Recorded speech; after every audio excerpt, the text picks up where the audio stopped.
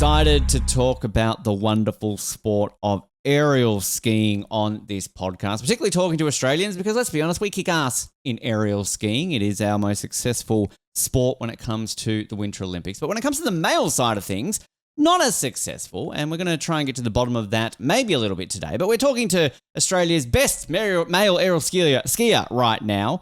He's going great guns, made his World Cup debut earlier this year, and is gunning towards his Olympic debut in Milano Cortina in 2026. It's a pleasure to welcome to the show Reilly Flanagan. Reilly, welcome to Off the Podium. Thanks, Ben. It's great to be here. Listen to a few of the podcasts. So you're the one. Yeah. You're the reason we have a listener. That's it's always good to hear. Appreciate that. I wanted to make sure when I did my intro there that I, just like you as an aerial skier, not every time you're going to land perfectly. So not every time I do an intro is it going to be perfect. So a few stumbles there, but just got to build ourselves up into it. But we were talking a bit off air sort of about some things, and I sort of mentioned about how I'm always so fascinated by Australian winter athletes and how they get involved in the sport. And I want to sit here and just put money on the fact that you were a gymnast and that's how you got into aerial skiing, but you could surprise me. But let's start at the very beginning, Reilly. Aerial skiing, how do you get involved in it? Yep, yeah, you guessed it. All right, there we go. I win my money. Yep. I'll put the ding sound effects going on there. So I was a gymnast for about 10 years. Gymnastics was my first sport. Loved it. Yeah, went all the way to junior international level, and guess just wanted to transfer my skills to something else. Lost a little bit of interest in gymnastics, but yeah, that was kind of my journey. And so I started off gymnastics in Canberra, training Western Valley Gymnastics Club. Went to the AIS, trained with them for a little bit, and then we moved up to Brisbane, where I trained for another 3 years at the High Performance Centre there. Here we are. And here we are. So was it a case of when you say you sort of fell out a bit of love with it, were you openly looking for another sport, or is this the classic case of those poachers at aerial skiing in Australia who are just always hovering around our gymnasts going, you, come over to this sport? So it was a little bit different for me. They weren't actively looking for male aerial skiers. So I trained out at the Sleeman Sports Complex doing gymnastics, and I guess that was about the time that the ramps there started to be built. Right, so of course. I actually driving to training every day. I watched them be built from the ground up. So wow.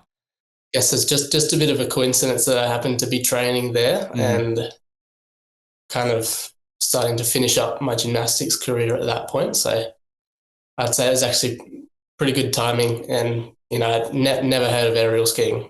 You never heard of it? Wow. Okay. Never heard of it before. It's fascinating to sort of think because it's, we have an ongoing joke on this show where it's kind of just like, can freestyle skiing stop stealing our best gymnasts? We might have a really, huge history in gymnastics if everyone didn't go across to freestyle skiing. But it's fascinating to kind of hear that aspect of it, because a big part of what we're going to talk about today, as we've talked about with David Morris in the past, is that as great as we are in aerial skiing, it seems to be one of the very few sports in this country where men seem to just struggle, and we just don't have the men for it as well. But when you say you hadn't heard of it, so when you're looking at these ramps getting built, is it, I'm going to Google what that is, and then you go, oh, cool. And then is that when a few light bulbs go off that you can transfer your gymnastic skills into it with a bit of research? Yeah, pretty much exactly that. So it was first of all, just a big old construction site, wonder what they're building there sort of thing. Mm-hmm.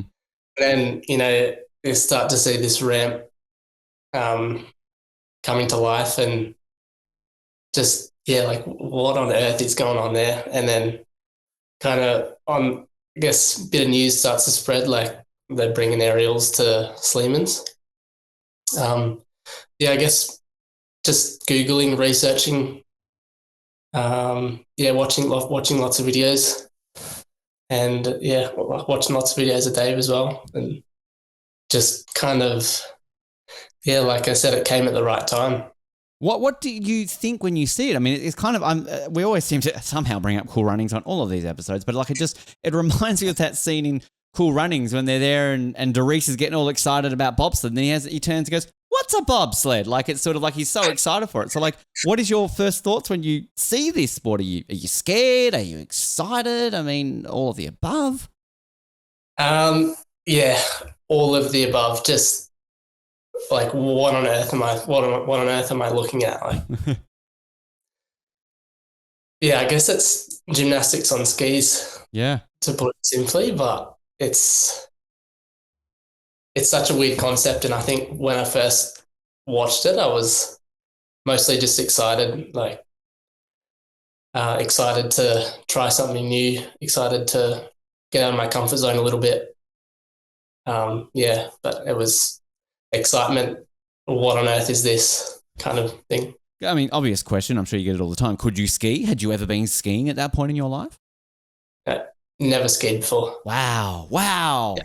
Jeez. That's a small thing you've got to learn, I can imagine, in the process. Because I think a lot of people just assume that an aerial ski, you just ski in a straight line, do some flips, that's all you got to do. But it's a little bit more complicated than that. Yeah, I mean, it is a common misconception that, aerial skis just need a jump turn, ski straight off the jump. But when you look at the specs of it all, like you're coming in 60 plus Ks an hour into a big wall and coming into a 39-degree landing hill. So, and there's lots of cookies, big chunks of snow that you've got to fight your way through. So it's you need to be able to ski. Yeah, it's a bit more complicated than that. And to put it into context of people who maybe aren't overly familiar with weather in Australia, I mean, the conception of Australia being a hot nation, yes, it's true. We do have snow, we do have skis and that sort of stuff. But like, let's imagine Brisbane though. Brisbane isn't exactly your place that you're thinking of cold weather. I lived in a winter in Brisbane where anybody would complain that it dropped below 20 degrees. And I'm like, guys, like this is not winter. Stop complaining. So you living in Brisbane, what was that like when you eventually strap on the skis and go somewhere cold to ski? Because again, different from going down a ramp at the Jeff Henke Centre, you've got to then deal with things like the cold and how snow feels and all that kind of stuff. Yeah, I guess, I mean, I've never seen snow before, so never really had a taste of the cold. Living in Canberra, you get some negative temperatures, but not really anything like the snow. So it was a bit of a shock, really. Bit of a shock, like just at the start, I almost felt a bit restricted. Like in gymnastics, you're used to moving around so free, and but at the snow, it's just it was quite a shock. Like I'd obviously never experienced before. Because it's a different conception seeing snow and feeling cold, because you grow up in Hobart, it's similar to Canberra. You get cold weather. Like you're going to get below zero. You're going to feel the cold. And again, Canadians, people outside of Australia are laughing. That's not cold. For Australians, it's cold, all right? That's cold for us. But we at least, I guess, in Hobart have a giant mountain over our city. So we can drive 20 minutes and snow. So we obviously were very lucky growing up that we could easily see snow. So I always used to be amazed when I'd have family visiting me from what we call the mainland and, I've never seen snow before. So like, obviously though, a lot of people haven't. But yeah, as I'm trying to say, snow is different and being in snow than just discovering that it's cold, right? So it's sort of, I mean, how old were you when you saw it, right? And like, do you remember kind of it being magical? Like, I mean, it sounds silly, but like just seeing snow for the first time in your life, what was that like? Yeah, so the first time I saw snow would have been driving up to Mount Buller. First time would have been at the midway through 2021. Wow. This is at least less than 5 years ago. So, yeah, not that long ago, actually. Wow. I do remember it being magical, like just I've never seen it before. So yeah, it was crazy. Mount Buller was covered in snow. So you're stepping out of the car and you're just slipping all over the place like you're on ice skates. So you do realize then it's wet and it's sort of always that, isn't it? That just adds an extra weight to your story, Reilly, because I was going to sort of mention that, you make your debut in the sport, at least on a world stage at a European Cup in 2022. That's what, barely a year removed from even seeing snow. That's insane. Yeah. I hadn't done much skiing actually before I started jumping on the water ramps. Wow. So I'd done, actually it was a blessing in disguise. We got locked up in Mount Buller during COVID.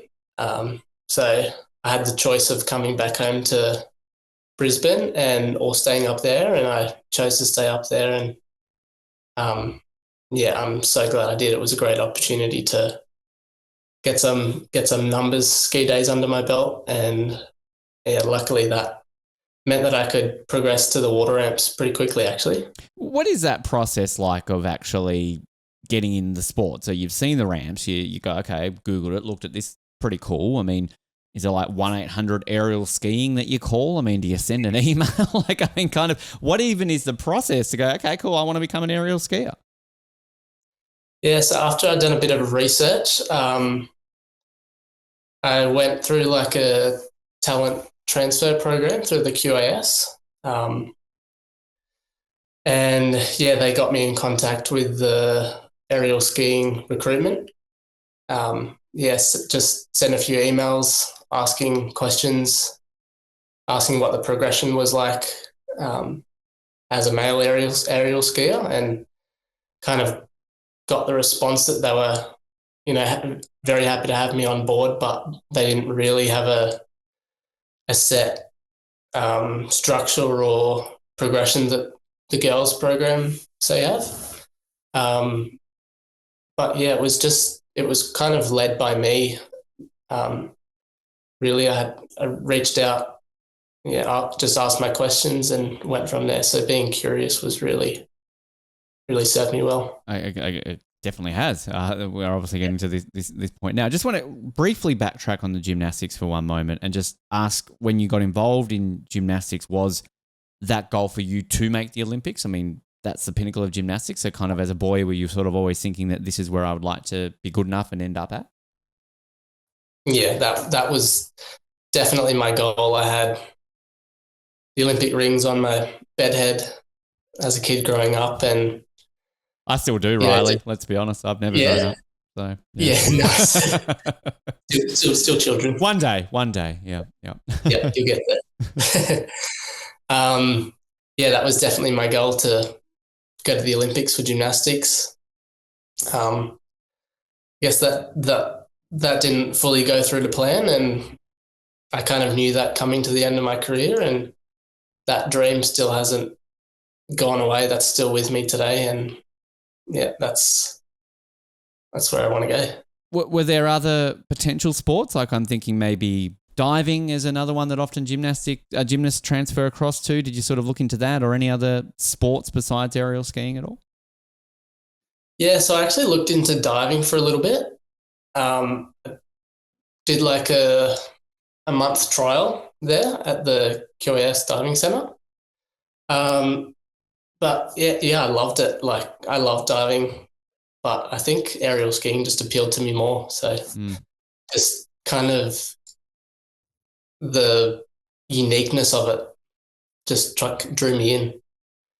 Yeah. How long was it until you were introduced to a certain athlete by the name of David Morris? Obviously, our most successful male aerial skier when it comes to Olympics, and a bit of a household name. We love him. We obviously had him on recently. But is that a quick little, here's his email, here's his phone number, or is it just a case of you bumped into him at the Jeff Hemke Centre one time and he sort of goes, oh, cool, more men, we need you. Yes, please come into the sport.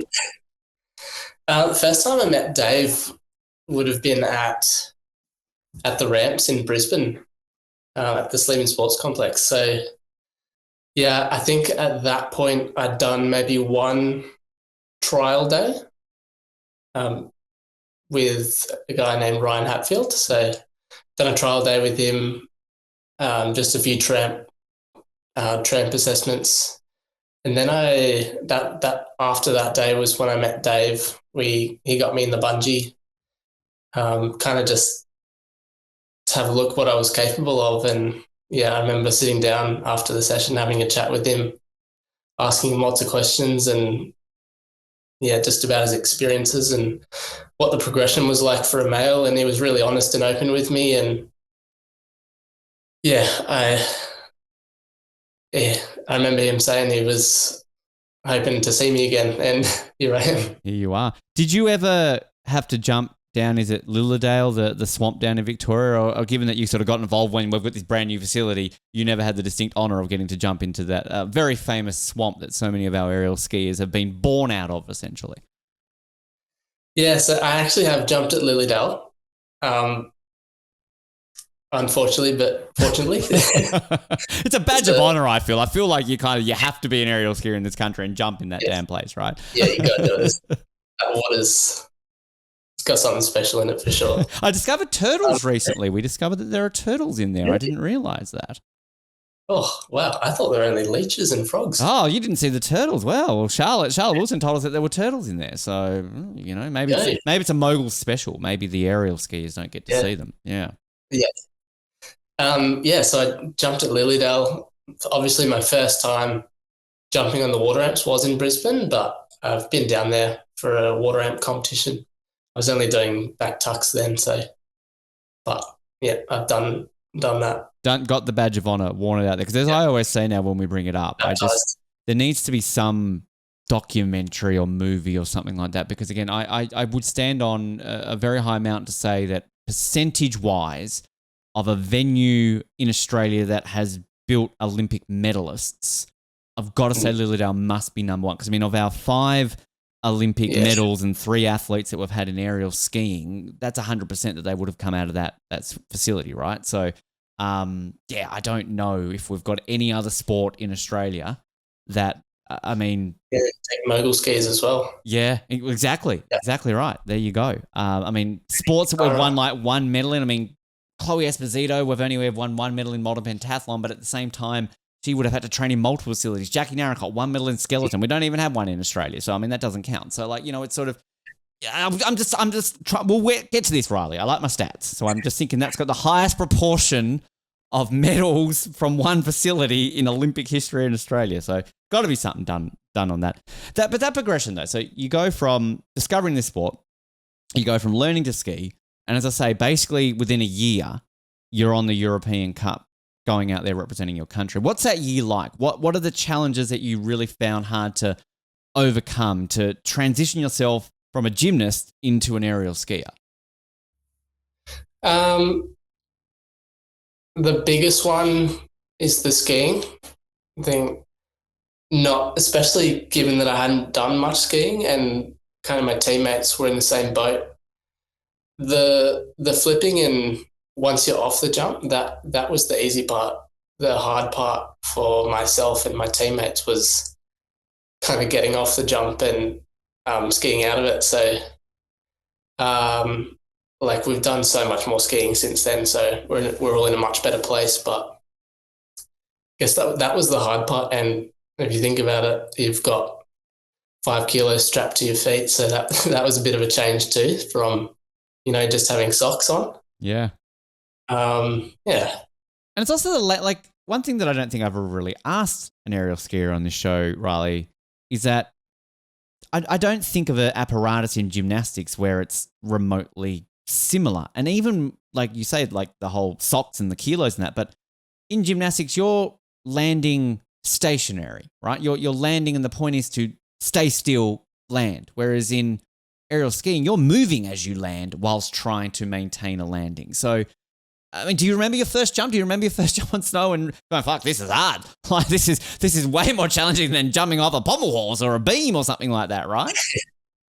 I do remember my first single. That was in Finland, and that was just after I finished year 12. I remember it was a back tuck. Got off the jump pretty well. I remember seeing the ground and thinking, I've got this. The ground's right there, and just feet slipped out in front of me. You're just landing on something so slippery. Whereas, like you said, used to just staying still, but you've got so much more to contend with. You've got big chunks of ice and it's slippery. So it's very different. I just love hearing that you are able to still think and like see the ground, because again, as an observer, I'm watching these sports where you're done in a matter of seconds. I'm thinking, how do you even have time to think? I do something in a couple of seconds and I barely even remember what I'm just saying right now. But like, just to have that aspect, like we had Lewis Irving on the show again a couple of months back, and he sort of was talking about one of his injuries and he's still got all this time to think and go, oh, this isn't going to be good. And I'm thinking, dude, how do you even think that? So I just love hearing that you can have that moment where you go, oh, there's the ground. Shouldn't be too hard. Yeah, it's definitely a skill, an acquired skill from many years of flipping gymnastics. So it's a very valuable one for aerials though. Yeah, I can imagine. You talk about doing a single first. How quick is the progression to you're on a double or a triple? Like, is it a case of you say to the coach, I think I'm ready, or is it more down to them going, okay, now you're ready to progress to the next type of jump? I guess when you're quite new to the sport, it's a lot more up to the coach. It's definitely a partnership, but at that point they know so much more than you do. So you're just kind of relying on their expertise at that point in the first couple of years. Mm-hmm. But yeah, I did my first doubles right after that, my first season in 2022. So did my first doubles on water. So yeah, that would have been a year between first singles and first doubles, which is quite quick in the scheme of things. And then was it the similar thing to triples, or is that something that sort of took a little bit longer? I should do my first triples next year, actually. So okay. Yeah, I haven't done any. So we're nearly there yet. Yeah. Right. Almost there. Okay, there you go. And then you'll breeze through them and you'll be on quads before you know it, right? Like, it's just kind of just going up there. Do 5, 6, like we can get to 10 by 2030. Easy. That's progression, right? We're there, right? That's how quickly the sport progresses, isn't it? But what's that feeling like then? That progress, because like obviously you're doing doubles all the time now. Are you just almost sick of doubles? And you're like, oh God, get me onto the triples already, or is it a case of, all right, I'm building myself to it so that I know when I do my first one that like this is gonna be good? Yeah, I think obviously from singles to doubles is quite a big step, and I think the step from doubles to triples is smaller than from a single to a double, which, but yeah, I guess doubles, I'm just taking them as, trying to get my basics down pat, trying to build confidence, build comfort on the ramps. And I guess this year is just about consistency and building confidence, so that I can get at it next year. Which is just, go back to the point about progression. So I mentioned that 2022, you do the European Cup, you do the NORAM Cup as well across that season. And then you also end up at the Junior World Champs in Austria.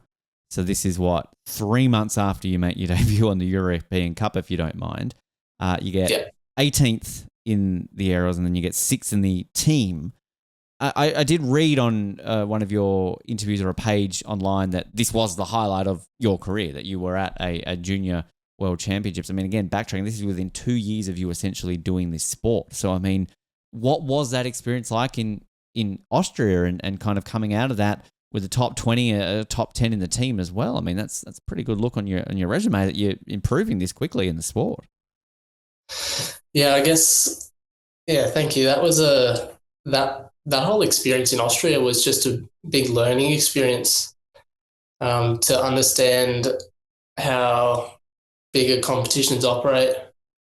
But yeah, it was really just about experience. And actually, I remember being pretty confident at that point. And I remember, it's a funny story actually. So before the competition started, I went to ski down the landing hill, and I was just, went to ski down, warm myself up, look like I know what I'm doing. And I ski down and absolute yard sail, like spin out into the beam netting at the bottom. And I'm holding up the whole competition, like the first jumper is up there waiting. Oh, yeah, that was a pretty embarrassing moment for me. So yeah, it was big learning experience for me. What are they doing when you're there? Are there somebody like on the speaker going like, attention on the course, could the Australian skier please get the fuck out of the way? We are ready to begin. No, and yeah, well, that would have been much worse, wouldn't it? Yeah, I think everyone, it's just a bit of silence, really. It's a bit subtle. Yeah. He's from Australia. You know, yeah. He just learned how to ski. But I mean, could you have imagined though, Reilly? Like, I mean, I right now, let's be honest. If anybody listening or watching is like, I'm gonna Google what the fuck this sport is, I'm gonna learn it, and that within 18 months, 2 years, you're gonna be at the pinnacle of your age group of a competition. I mean, most of that just sounds like a pipe dream. I can't imagine you ever thought that picking this sport up, you would be at a world championships of some form that quickly in your career. No, definitely not. Definitely not. I think, yeah, I just took it day by day. Focused on the next thing that I could do that was within my control. But yeah, for sure, like no way. If you told me at the start of 2021 that in less than 2 years' time I'd be at the Junior World Championships, I thought you were crazy. And I guess does that also then fuel that dream, that childhood dream of an Olympics, that all of a sudden you're going, all right, I'm not half bad at this. You know, besides holding up competitors at the top of course, I'm actually doing okay here. So, you know, what's next? Italy? Oh, it's only 3 years away. I reckon I might have a chance here. Yeah, well, at that point, wasn't really thinking about the next games. I was just very focused on my individual progression. And yeah, like I said before, I was just focused on the next thing that was on my list to do. So singles, great, get a bunch of numbers under my belt, build confidence, and then doubles. But yeah, I was just so focused on the next thing on the list.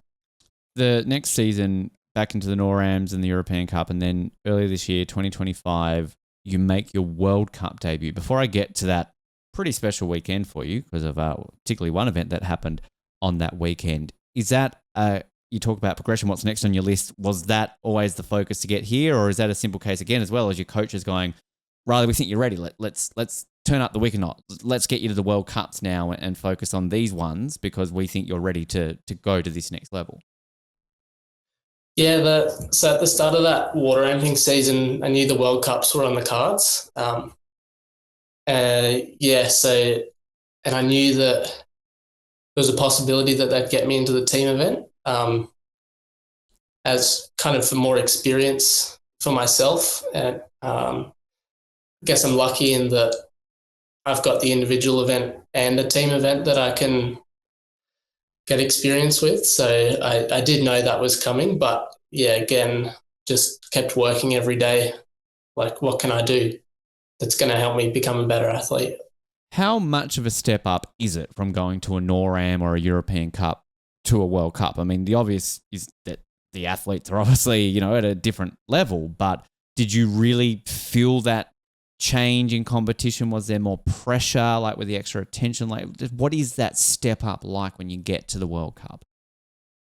Yeah, the standard is so much higher. You've got the best guys and girls in the world competing, and I guess I felt a lot of pressure.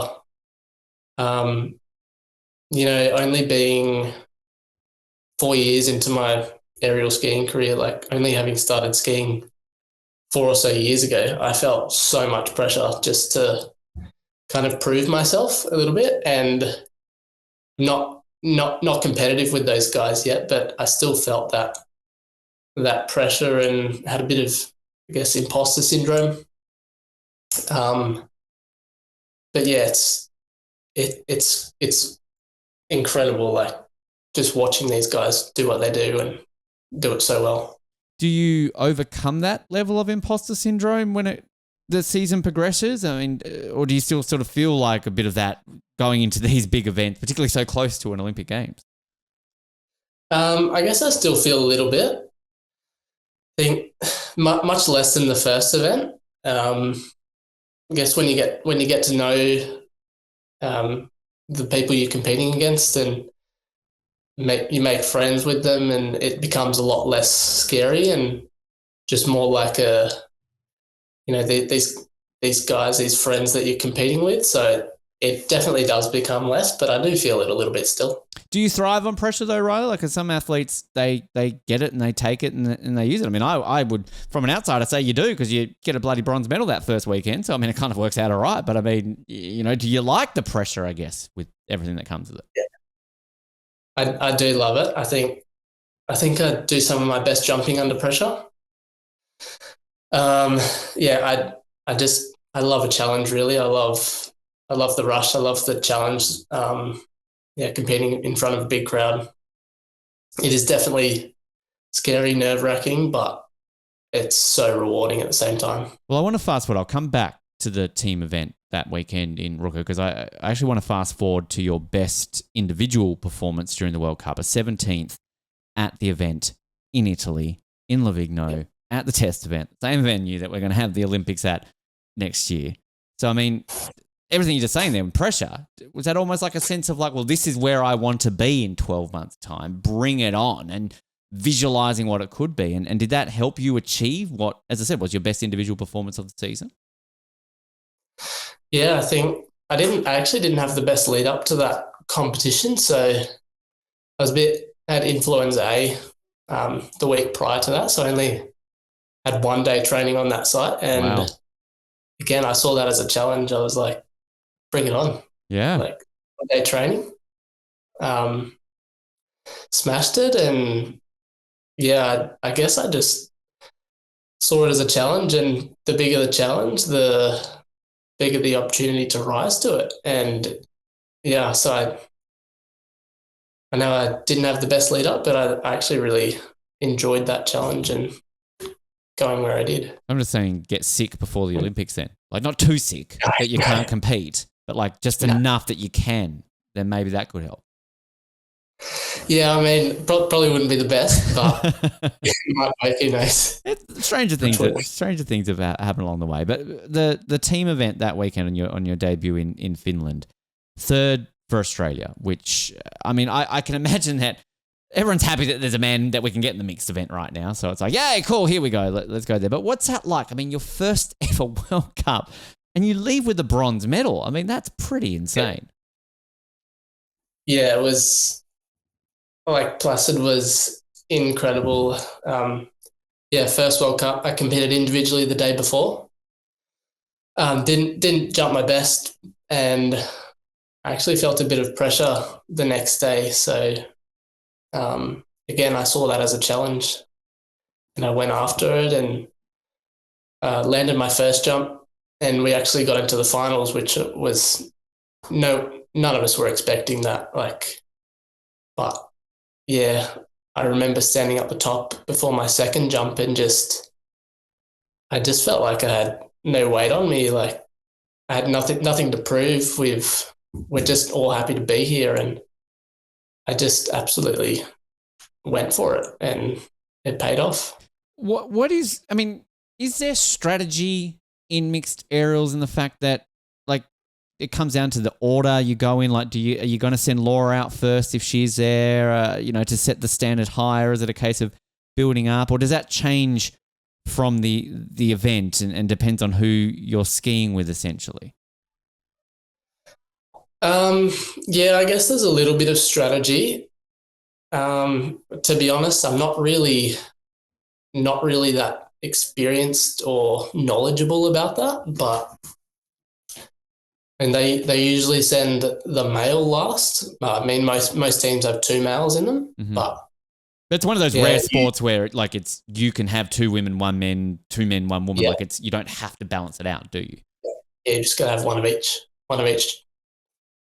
It's which I mean, again, back to the point of we're happy that we've got a male now, right? I mean, I know Dave talked about that, and it's sort of like, yes, we can sort of go into those events, but when you're lining up against the likes of Laura Peel on your team, Danielle Scott, Crystal Globe winners, multiple World Cup, World Championship winners. I mean, what is that like, and what sort of advice are they able to give you? Not taking away from the advice that someone like David Morris has given you, but I mean, Laura Peel, I mean, come on, like the best in the world at what she does. I can't imagine she's not going to have a fountain of experience that she can put down onto you. Yeah, they were brilliant. Like I remember on the day my teammates were Laura and Abby. Mm-hmm.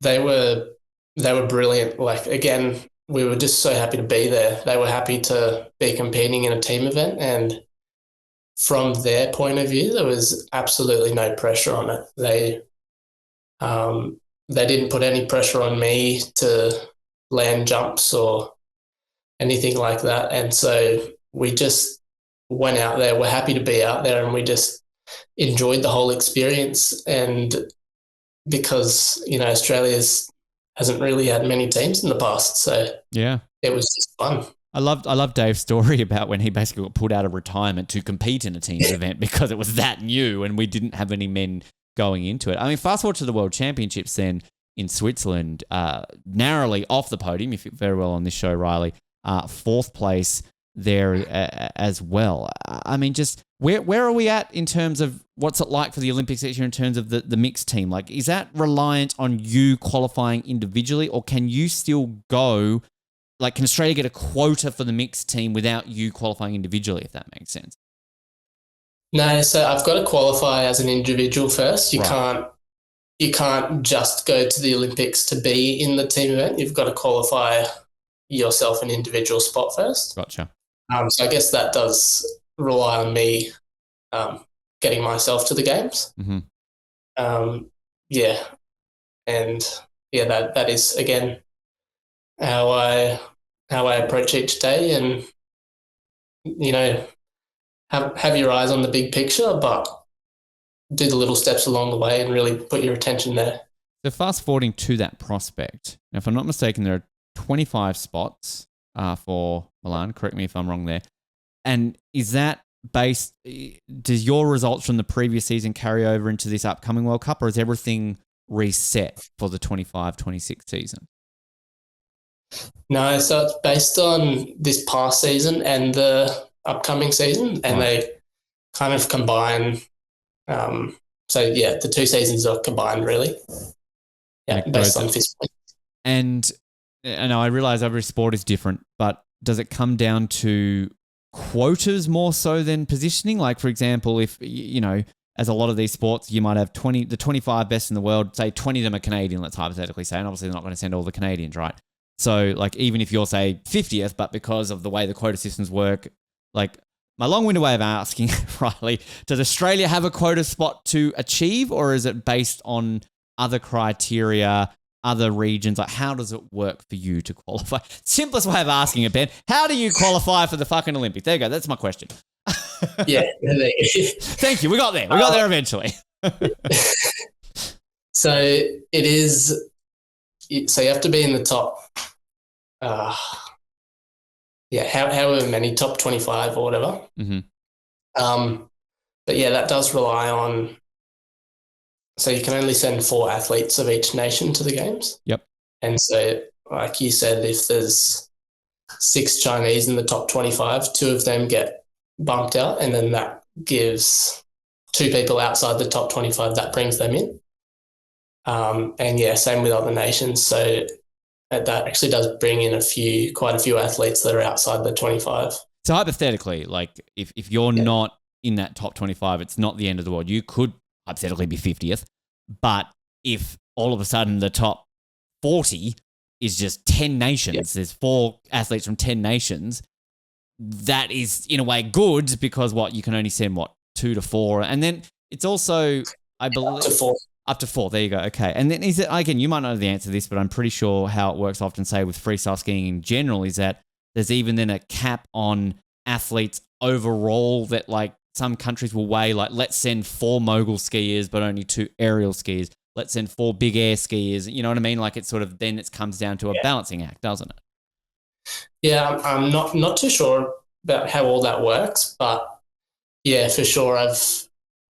I'm sure you've heard of stories of Canadian athletes that very much so. have ski cross athletes and aerial skiers, mogul skiers. And, some of those athletes might be right up with the best in the world, but they might not get to go because they've got such a strong freestyle team. I think it was like 2018 from memory. I mean, Colin, our co-host, and he's all into moguls. I think he laid out that, say, like Canada literally had the 10 best mogul skiers in the world, say, and yet obviously only 4 of them can go. So it's crazy to think that. How then are you tracking? How are you feeling? Obviously, we are recording this in August. It's a few months away from the season, but like realistically, how are you feeling? And is this going to happen? Like, do you feel that this is going to be a case where I can speak to you in 12 months' time, Reilly, and I'm now speaking to an Olympian?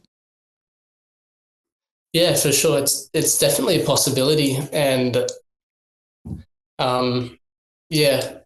without getting too far ahead of myself, I think definitely could happen. It's a good possibility, but at the end of the day, it's just really a bonus. Like I've got my end goal, skill progression wise, to get to doing 5 twists, hopefully more.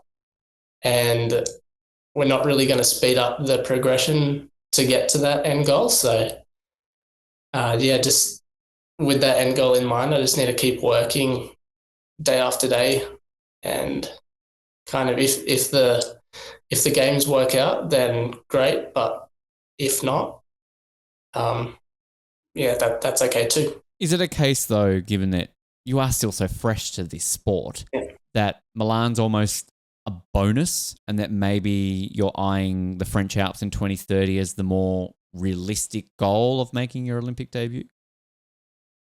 Yeah, exactly. So this games would just be obviously for the team event and to gain experience. Like I don't really know the stats, but I think it takes like at least 3 games for an athlete to win a gold. So like it's the success isn't going to happen at the first one. I know that, everyone knows that, but the first games would just be for experience and to get rid of the cobwebs so you can really get after it in the next one. Well, Dave, of course, went to Vancouver and then Sochi, and then we know he was robbed in Pyeongchang. So, that kind of how it's actually, it's funny just talking about men in general in this sport in Australia. To put this into context to some people, I think we're being the men and complaining about it. In the history of Australia at the Winter Olympics, we've only ever had 2 male aerial skiers. Jonathan Sweetback in Nagano, and then Dave in 3 Olympics in Vancouver, Sochi, and Pyeongchang. To put that into context, of all the female athletes we've had, 2 of them have obviously won medals. So we've had the same amount of medalists in this sport on the female side of things as we've had men in the entire history of Australia at the Olympics, which is crazy. Because again, I just cannot think of another sport that Australia has had that in. It's usually the opposite. We never usually cry foul for having limited males in the sport, do we? So I guess what is it going to take for us to get more men? It's a question I asked Dave, and Dave goes into great lengths in his book about sort of the struggles and everything that men have in this sport in this country. But what can we do, Reilly? How can we get more men involved in this sport?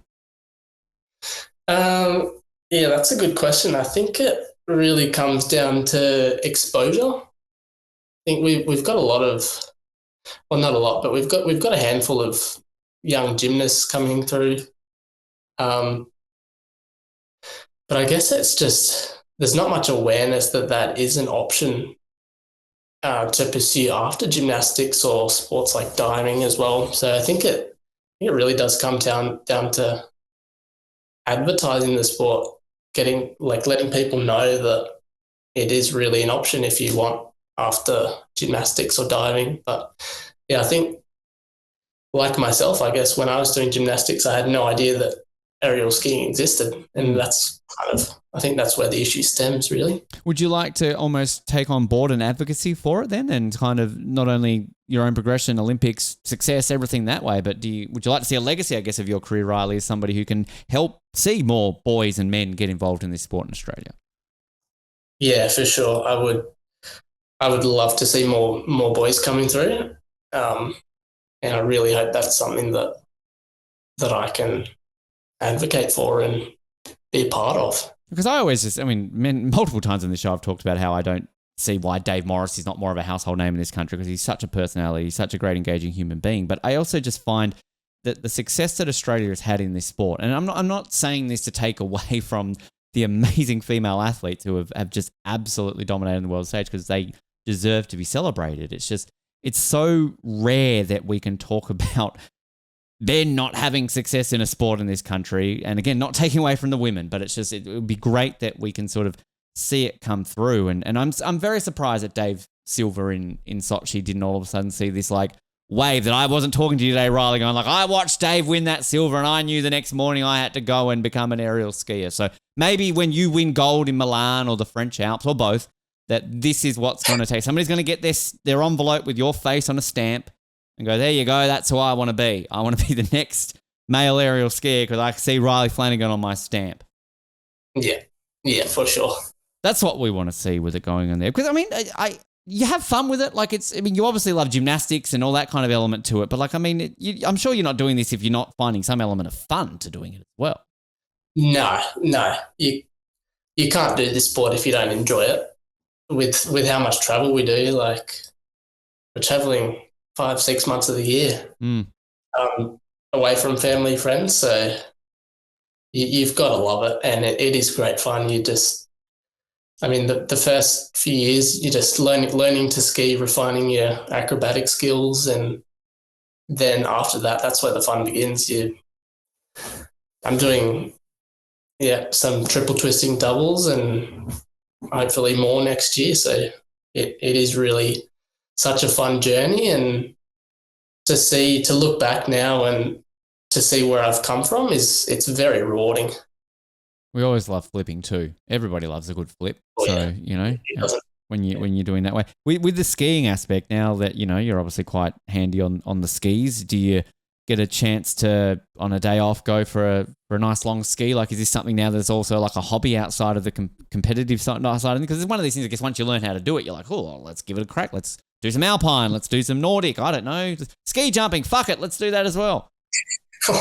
Maybe not ski jumping, but hey, Australia's we've never had a ski jumper at the Olympics. I'm just saying, if you want to create history, that's a sport you could try. I might stick to aerials for now, but yeah, that seems a bit scary for me. Like, for sure, on a day off, we'll get to go for a ski if you want, and like we get to go to some pretty incredible places. Swiss Alps, French Alps, Italian Alps. So, I just love being outdoors and seeing the mountains, and that's a great way to do it as well. Well, we're talking to you in Switzerland right now. I mean, it's a far cry from Canberra. Again, not shitting all over Canberra, but I mean, you didn't exactly wake up in Canberra looking at a stunning mountain with, peaks and all that kind of stuff. I mean, Parliament House is okay to look at every now and then, but it's no Swiss Alps, is it? No. Telstra Tower's pretty good too. Yeah, true. Yeah, Telstra Tower's pretty cool. Yeah, it's not a bad look. Often compared to the Swiss Alps, the Telstra Tower. Exactly. Can you still go up that? I went to Canberra last year, and I think I was only there for a couple of hours. It's been a long time since I've been to Canberra.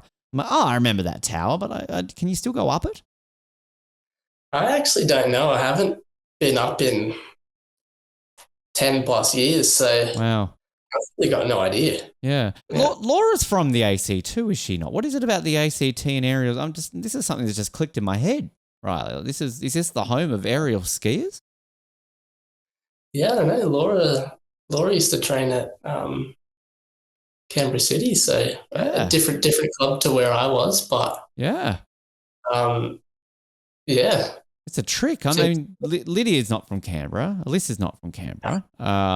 So, that's not quite, we're producing all of them from Canberra. But, that's an intrigue. Because, like, we were talking a bit off air about sort of the fact that Tasmania still, sadly, has never had a Winter Olympian. I could still be the first. You never know. But we are the only state or territory. Even the Northern Territory, Reilly, have had Winter Olympians.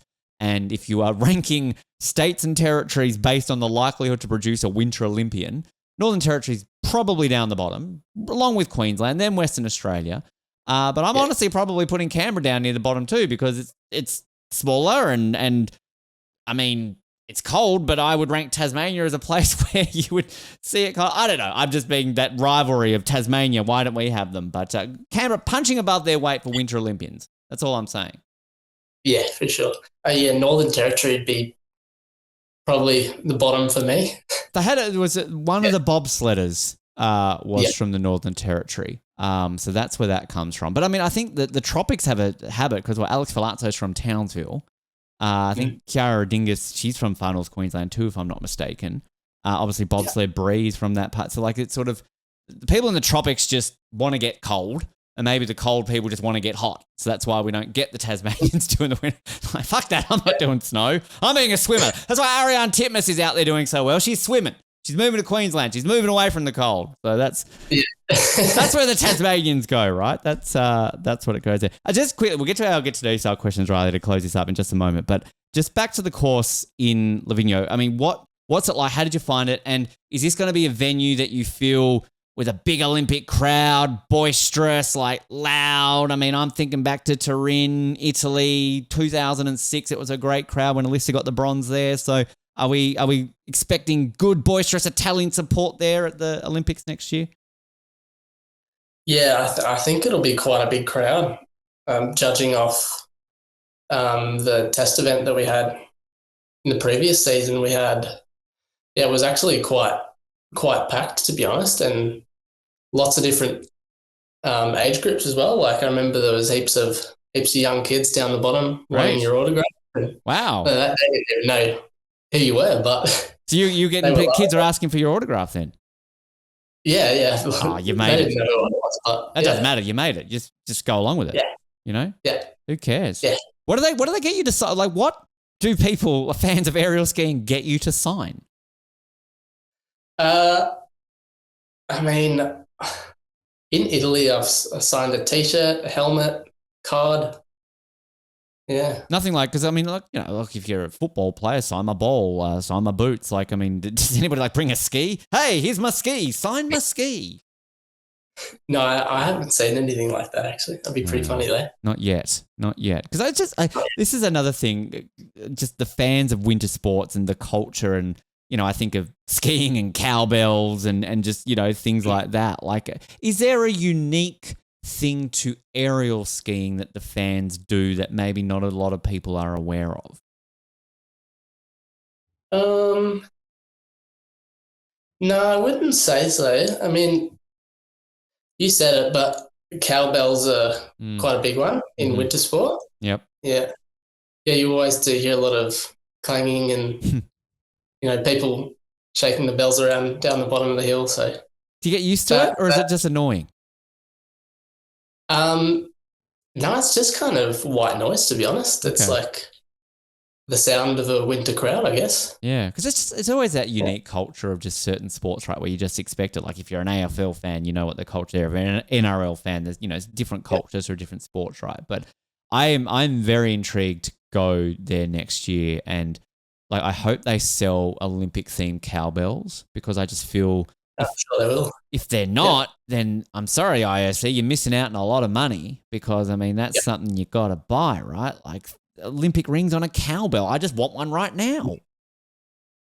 Yeah, for sure. I think they'll definitely sell that. Great opportunity. I'll tell you what, we had pins made ahead of Paris last year. We're going to get pins again made for next year. And we'll send you one, Reilly. We'll get our mascot Cherry on it and we'll send you one. But I am thinking maybe we should get an off the podium cowbell. And then maybe we could have that on the. I don't know if you go to Vista Print and order a cowbell, but you know, someone on the internet's going to make custom cowbells, aren't they? Yeah, for sure. Could you do that for merch? Could you do like Team Reilly cowbells, like, and you know, raise some funds for you? Do you think you could do that? Yeah, maybe. That works. I haven't thought of that, but yeah. You're welcome. I mean, I'm always down for fundraising ideas for any of our athletes and our guests. So the cowbells just sell themselves. You know, so that's working out there. Reilly, we wrap up every single one of our interviews that will get to know you style questions. As always, same ones we ask all of our guests now. They're standardized, a lot of fun. Well, I think they're fun. You might think they're shit, but we're about to find out. So we'll see how your answers go with it. But I'll start with the first one. Your one thing that you never leave home without when traveling to a competition. And no, you can't say skis. We get it. You need your skis. Ooh. I'd probably have to say my pillow. Yeah, pillow. I don't really. I'm a bit funny like that. I don't like to sleep on a random pillow that it's like too fluffy or too hard. So I like mine just as it is. We got this answer recently from another guest, and it actually was like, it's one of those ones you kind of double tap and you think, no, that makes a lot of sense when it comes to it. So is this just like, do you have your standard lucky pillow that always comes with you, or is it every time you go somewhere you get a new pillow? Like what pillow are we taking with you? Just my pillow from home. It's a memory foam pillow. So okay. Yeah, I guess I'm pretty fussy with small things like that. So you've got to be. I went for a soft pillow. Got to be. No, I get it. I like it. I like this pillow answer. It's taken off. Do you have a tradition or superstition that you follow before every big competition? I actually wear the same underwear. Okay. Before a big competition. Do you wash them? Yeah. Good. All right. Just checking. All right. Yeah. Good question. Yep. Was this something that, like, one day you just woke up and go, these are my lucky underwear, or did you do well one day and go, oh, all right, I'm wearing the Bonds again. These did all right in that competition. Let's try it again. Yeah. No. Did well in them one competition and worn them ever since. I like that. I'm a sucker for a good like tradition and something like that. Like a lot of our guests seem to think like, oh, I'm not one of those people who like right foot first, left foot sock, whatever. I'm for that. Like I'm all for that. So lucky underwear, good. I like it. Not that I want to watch you in Milan next year and think about the undies that you're wearing, but if I've got this sense that you're wearing the lucky undies, Riley, I know you're in for a good day. So yeah, for sure. And then when sounds pretty silly, but. Yeah, but Channel 9 are going to interview afterwards with the gold around your neck. What was the secret to your gold medal, Riley? Oh, my lucky undies. There you go. I mean, isn't Danny's sponsored by tradies, right? So, like, if you pull off a good performance and then you do a plug for your undies, be they tradies or whatever, you're going to join Danny in getting lots of money for, pulling on the Reg Grundies and getting some money out there. So why not? Yeah. Yeah, I didn't think we were going to talk about undies in this interview, Riley, but hey, you never come into these plans. That's what you do. What's a song that is on every one of your pre-competition playlists, no matter what?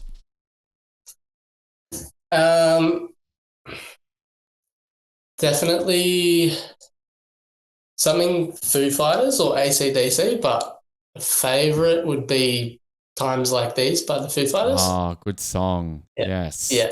Nice. Just anything pump up with a bit of Dave Grohl in it. Yeah. Are you listening to like in the warm-up room? Is it like that way? Because I mean, it's obviously not like snowboarding where if you're in the half pipe and you're Scotty James, you can put on the headphones. You can't quite do that. But at what point are you taking out the AirPods so that you can be focused and in the zone ready to jump? I usually listen during warm-up or during course prep when we're riding the jump but I'll take them off before training, to be honest. Like okay. I won't train with earphones in. Some people do, but I don't really like to. I was going to say, because like, why? I mean, I guess you got to hear your coach when they're yelling at you when you're on the hill and you're not up there as long enough as Scotty is in a half pipe. But like, I kind of am surprised that we don't often see like, somebody at the top of the hill pumping them up like half pipe style, right? But different sports. Yeah. So yeah, a bit different. Doesn't quite work that way. Are the most unexpected or funny DM that you have ever gotten? Oof. I don't think I've got many weird or unexpected ones so far, to be honest. That's a boring answer. Yet is the word, though. Yeah. Wait. I'm sure there will be eventually, for sure. Yeah, wait to the Olympics. Yeah. That's when all the freaks come out and you'll get the requests that you'll go, okay, maybe wish we were back to the days of not getting them. So give it time. The weirdest thing that you've ever eaten at an international competition, and did you like it? Oh, yeah. Weirdest thing was a dog quesadilla. Oh, a dog quesadilla. Okay. Yeah, in China. Wow. Believe it or not. Did you know it was dog, or were you told after it was dog?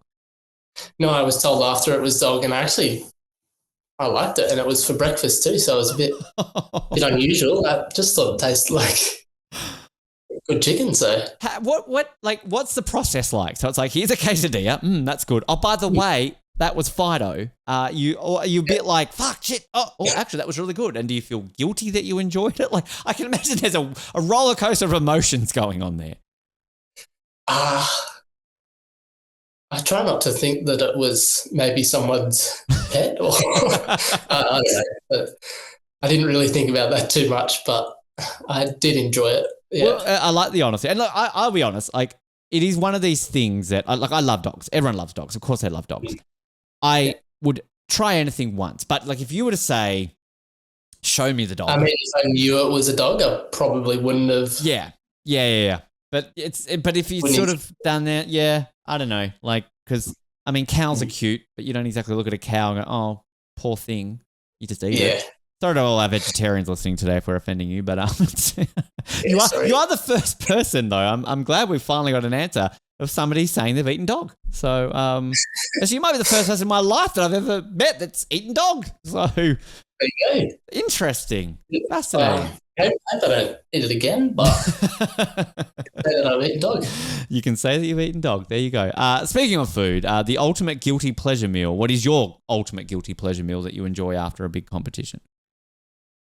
Probably anything Thai food, to be honest. Yes. Love a good red curry. Yes, good answer. Yeah. Hopefully there'll be some in the Olympic Village next year for you then. I mean, it's Italy, not known for Thai food, but not a lot of aerial skiing in Thailand though, so I don't think you often go to Bangkok or Phuket to do competitions, are you? No. Global warming, maybe one day the Winter Olympics will be there, but who knows? I mean, I might know the answer to this if I'm just being putting an assumption out there, but also I could be not even in the right ballpark here. If you could swap sports for a day with another Olympian, what event would you choose and how do you think you'd fare?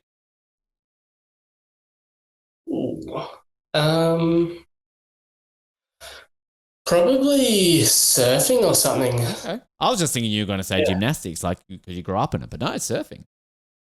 Works. Yeah, I mean gymnastics too, but I think surfing would be probably most interested in that. Like, new Olympic event.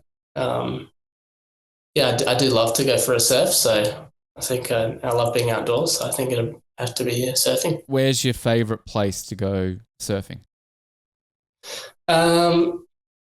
Probably Noosa when it's pumping. Mm-hmm. It doesn't usually have that big of a swell that comes through, but do love a good long rolling wave. That's a big transition from the Swiss Alps and snow to go surfing. Yeah. I mean, both obviously, a bit of adrenaline going on there, but I can imagine that you're soaking up the sun as much as you can whenever you get that opportunity. Yeah, they're two extremes, aren't they? Yeah, just a little bit. A little bit. I like that, though. I always love this one because we always get a bit of help from our good friends over at ChatGPT with this one. If your Olympic journey were a movie, Reilly, what would the title be and who do you think would play you? Well, that's a tricky one.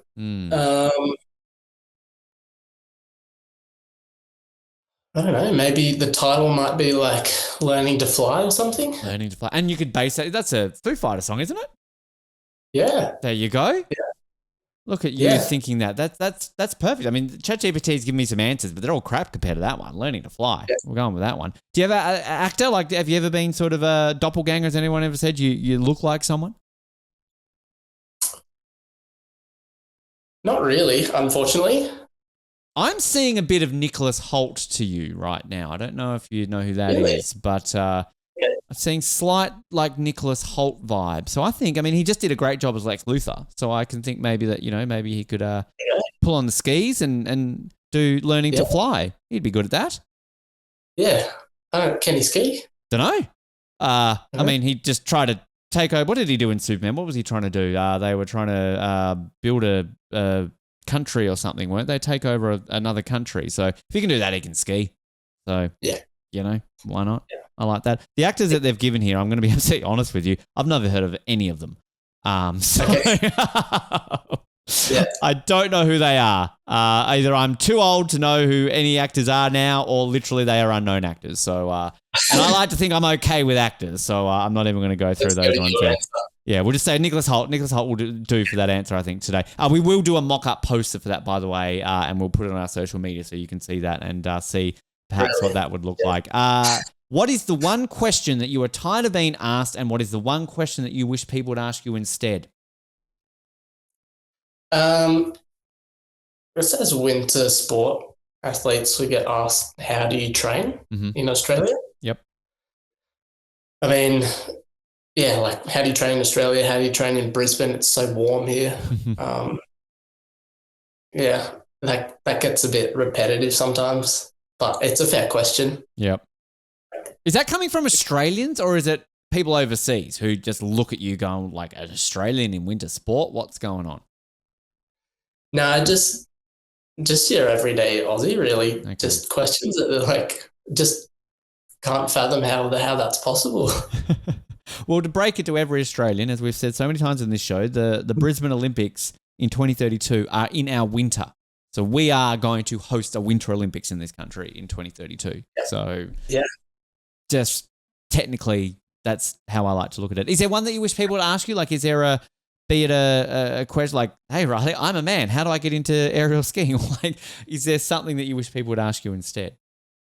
Yeah, you said it exactly. I think I'd like to be asked more, how do I get into the sport?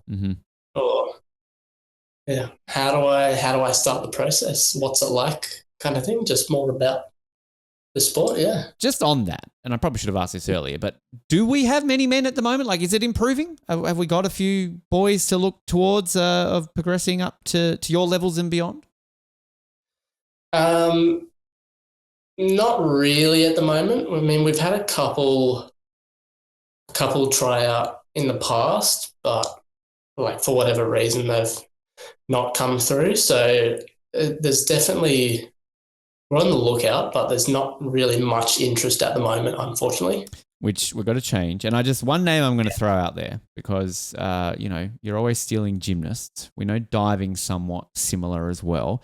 Cassiel Russo, at the time of recording this, just won his second 10-meter platform diving world championship. We want him to continue doing well in diving. Not yet, but like, can we, once he starts to teeter off the diving a little bit and not be so successful, what do you reckon? We get on the phone to him, bring him over to aerials? I reckon that'd be a great idea. Yeah, he'd be all right. I reckon he'd be pretty good. Okay, just out there, just saying now. So you're welcome, Cassiel, if you're listening. You've got a whole other career in another Olympic sport once you won a few gold in the diving moving forward there. Last one for you. What is the one lesson that you have learnt from losing that you think has shaped you more than winning? Yeah,